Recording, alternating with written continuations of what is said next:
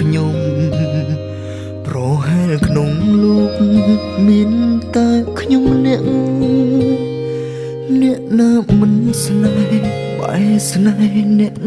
មានម្ចាស់តាក់ទងពេលគេពីបាក់ចិត្តមេសេម៉ោង10ពីយប់គេផ្ញើមកខ្ញុំ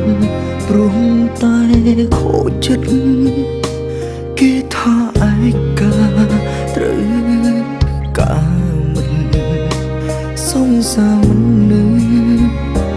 មើលឃើញខ្ញុំល្អម៉ោងគេត្រូវគ្នាខ្ញុំក៏ក្លាយជាមនុស្សឯកាម៉ោងគេឆ្លោះគ្នាខ្ញុំក៏ក្លាយជា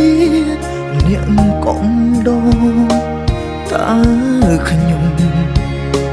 គួរត្រូវតែបន្តឬត្រូវឈរមើលគេម្ដងឆ្លងម្ដងត្រូវ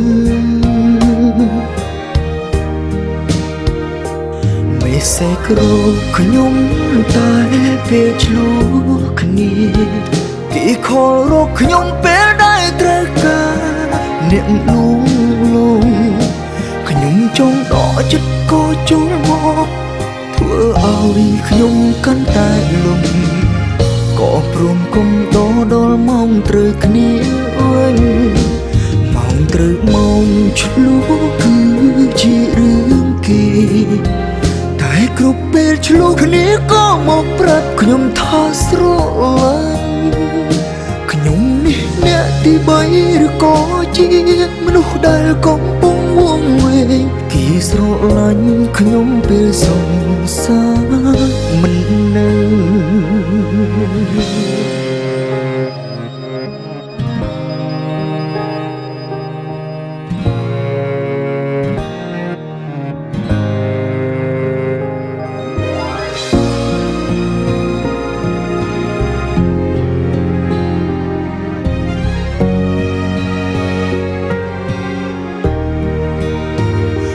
គេត្រូវគ្នាខ្ញុំក៏ក្លាយជា